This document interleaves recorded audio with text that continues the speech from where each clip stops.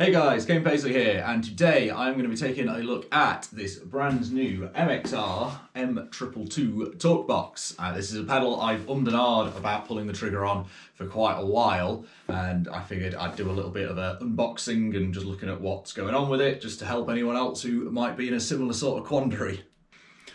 Alright, well the first thing I'm going to point out is that this is quite heavy feeling, and which is to be expected because the pedal's got its own amp in. So old school torque boxes you'd have to have a separate amp for usually, and have like a totally separate output, so it goes through the amp, comes back into the torque box and comes out through your tube into a microphone. I'm hoping this is going to be a lot easier and a lot more convenient, because I want to use this gigging, I want to be using this live, so I'm really hoping that that's going to be practical, so we'll have a look into all of that. So let's get inside. So we've got our adapter, which is great because it's 18 volts, so I've not got to worry about any voltage doublers or anything like that on my, it's got its own output, so you know all my other pedal board and everything's going to still be unaffected. We've got our microphone clip. It says, oh yeah, so that's double-sided, so that's going to clip onto the mic stand and have the tube going through the other side of that. Keep it tight together. That plastic, it feels like a good level of flex. That's definitely going to clip onto something, but it's not, you know, you get things like this, these sort of clip-on things, and you end up having to pry it for ages to get them on. It feels like that's going to be pretty practical.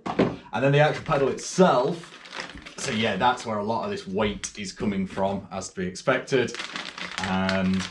Let's have a look. So of course we've got all of our case candy. Have we got, yeah, little rubber feet, good old MXR, and a sticker, which is no doubt going to be going on my pedal board. Although I think I've already got some MXR ones on there. And yeah, just a bit of thank you for your purchase sort of stuff. So we may need this quick guide. We'll have a look. It's quite thick, so we'll see how much instruction they're giving us. Let's move these rubber feet. So this is built like an absolute tank, as I would expect from MXR stuff. Really solid. I'm not going to be afraid to stomp on this. That's a good, nice button push. Great feeling dials there. A little bit of resistance, so you know I've got to push them a little bit, so I'm not going to end up just like doing wild tweaks without thinking. And obviously this is where my output's going to be, and where my pipe is going to be coming out of. So let's have a quick look at that. Let's pop you over there. I'm guessing the pipe's going to be underneath.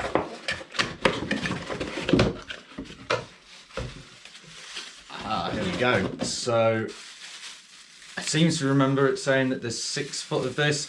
I'm just going to tear that. I'm not going to try and be elegant and unknot that.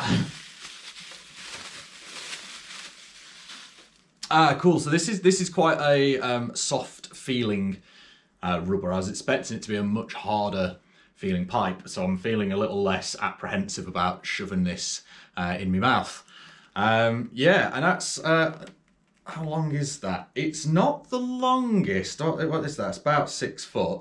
It feels like it's, yeah, probably about as tall as me. So that is going to have to probably be quite near my mic stand. So I'm hoping I'm going to get this on my pedal board in full. In fact, just before I plug all of this in, let's have a quick look at this power supply. I'm often a little wary of proprietary power supplies, because I often find the like attachment to the actual power brick, the cable, you have to be really careful about getting it at a certain angle and things. I will say this is quite a satisfying weight just to this. So let's have a look. Ooh. Oh, okay. This is cool. We've got international power adapters, so that's very convenient. So for all you touring musicians, wherever you are, you're going to be able to use that. And also, these aren't huge. A lot of the time when I've had these sort of international power adapters, they make the thing stick out loads, and these look actually quite conveniently sized. For the actual power supply itself, brilliant. So that's a really thick looking cable and loads of support on there. Yeah, so hopefully that's going to be really hard wearing and stand up to regular gigging, getting pulled in and out of a pedal board or gig bag or whatnot. Okay, so we've got a nice boom arm coming across here on a mic stand. I'm not using a microphone because I don't think I'm going to need it in this space. and we'll get a mic test at some point done, I reckon. So I've got my clip, let's see how easily this goes on. Yeah, as expected, nice and easy, and it does feel very secure on there. And I've got the pedal on the floor now, and it's got this hose in it. I'll be intrigued to see this hose, kind of what the memory in it's like, the elasticity wise, because these sorts of things, it's not fighting me. It's you know, it's going on. You know, you get that with like cables and things like that, where you have to really persuade them to go where you're trying to get them to go. So I've just got that draped around my mic stand. This is proving a little bit harder. I'm kind of wary about, I don't want to make any like grooves in the pipe. Again, nice and secure there. Hopefully that'll just get easier after I've done it a little bit. So I've just got a little bit of it there. If I was using a mic, it'd hopefully be, you know, about in line with it. So let's get the thing powered on. Okay, right, we're all set up, ready to go, I hope. So the sound should be coming out of this tube when I turn some volume up. I've got my guitar. So this is just literally input into the pedal, nothing on the output. I've got the tone set at midnight. Currently gain and volume are at 0, so let's see how loud this is going to be. So we're going to creep the volume up, and obviously that's not going to do anything without any gain. Both of them about midnight. Okay, that's everything's at about midnight. It's very faintly coming out of there.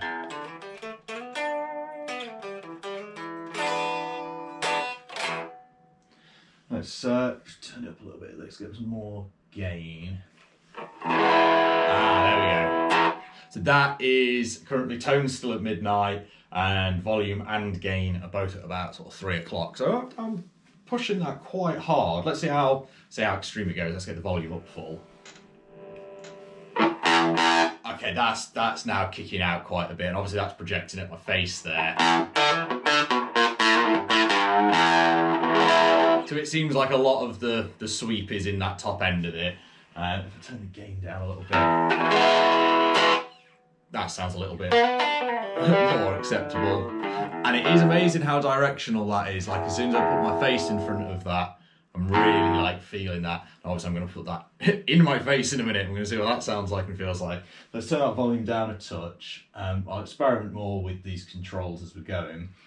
But let's get into the nitty gritty of it. Let's see how this affects it when I've got it in my gob. I'm probably going to look a bit like Popeye. I'm trying to get this down the side of my cheek. One thing I have read with these is that the further in you get it, the better the effect is. So gag reflex, don't fail me now. Already I can hear that wah sound.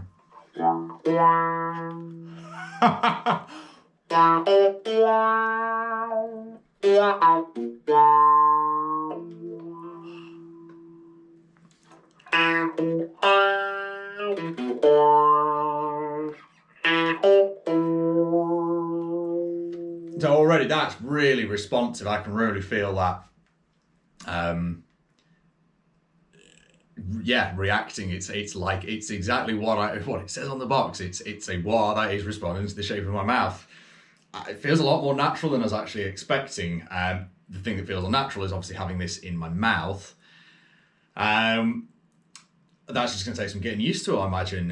One thing I will comment on, just from the sensation of this isn't actually that thick a pipe, so it doesn't feel that obtrusive, but it is wanting to get in the middle of my mouth all the time. So I think this is something that is going to take some practice. I'm trying to keep it sort of between my teeth, but as I'm moving my mouth, it's coming across. So another thing, obviously, I've heard of these is exaggerate your mouth movements and practice things like vowel sounds. So let's try our A, E, I, O, U sort of stuff going on with it, and just sit on a couple of notes.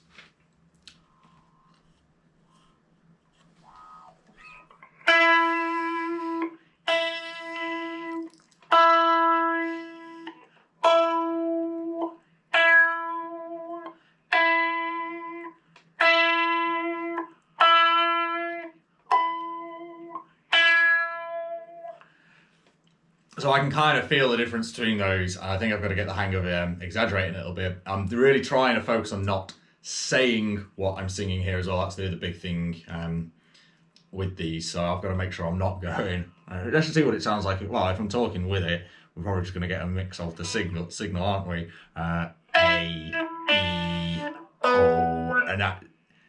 I can feel it reacting more, so yeah, I need to engage my tongue more with this. A.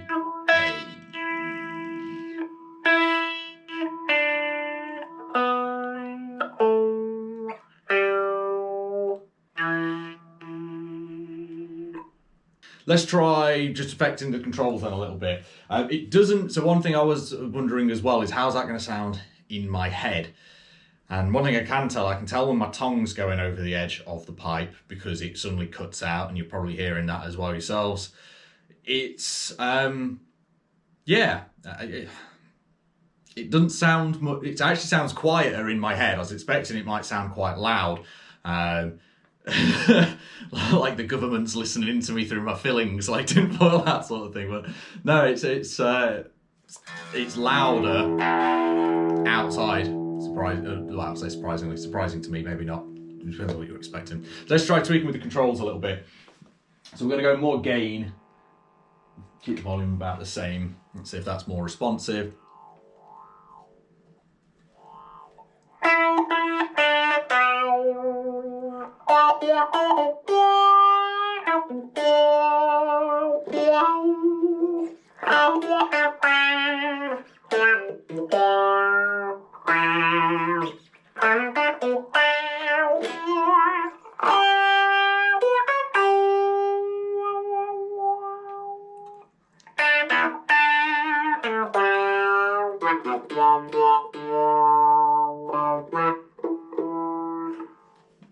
Okay, so that feels obviously different. Let's try it with even less gain now. So this is high volume, volume's really high, gain's fairly low now. This is volume maxed out actually, and gain's at about 10 o'clock.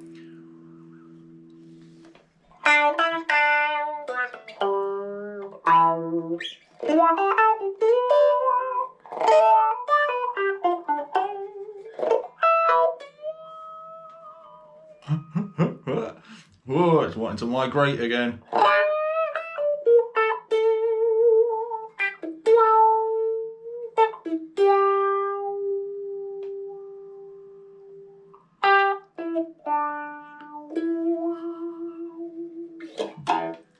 Okay, cool. Let's just tweak with the tone a little bit then. A bit more gain on it again, a bit less volume. So this is the tone about 3 o'clock. So we got a lot more treble, which you'd expect, well, quite a significant difference.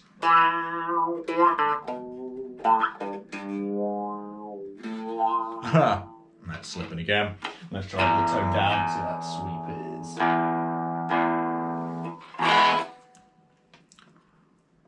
is. So this is tone about 9 o'clock.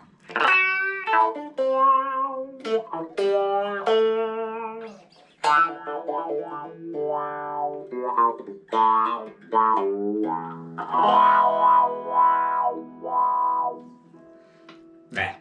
Okay, so it's not the widest of responses with that, but we'll see how it sounds when we eventually get it mic'd up. So overall, first impression, I mean, yeah, that's amazing.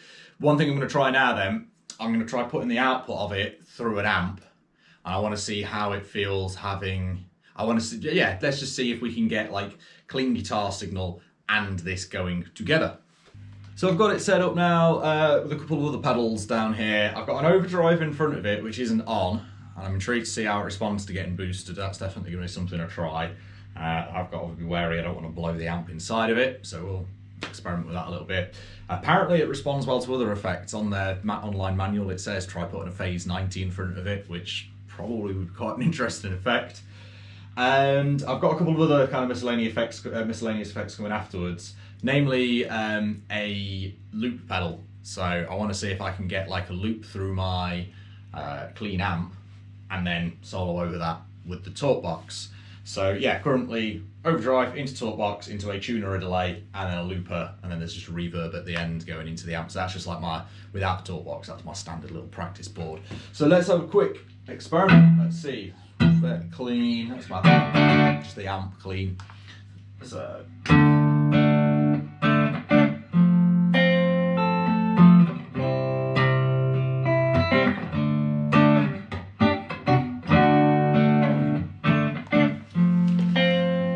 Let's see, moment of truth, toolbox going on. Okay. So already, that's pretty cool.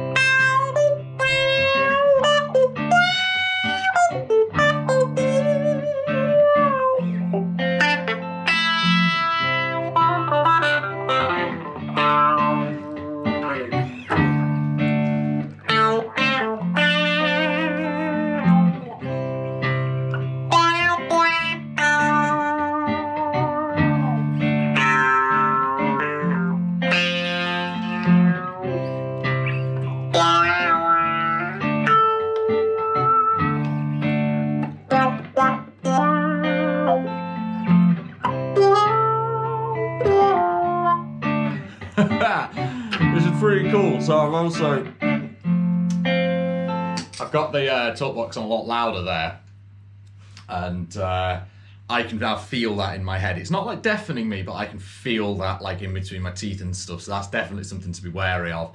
And I think you'd have to be very careful gigging with this if you were playing in front of a live band sort of thing. You'd have to make sure you've got really good monitoring, I bet, to make sure you're hearing yourself coming back to you and not relying on it coming out of that, because if you put that on too loud, that feels like it's going to hurt, basically. Some of those higher notes, it was like rattling the teeth. So let's back this volume down a little bit, and let's just see what it's like if I put the overdrive on in front of it. So talkbox on its own, I've backed the volume and gain down a little bit. And let's get this on, actually how it responds.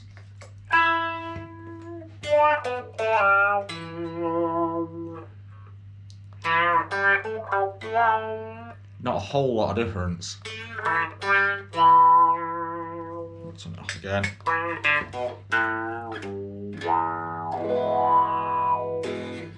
On again.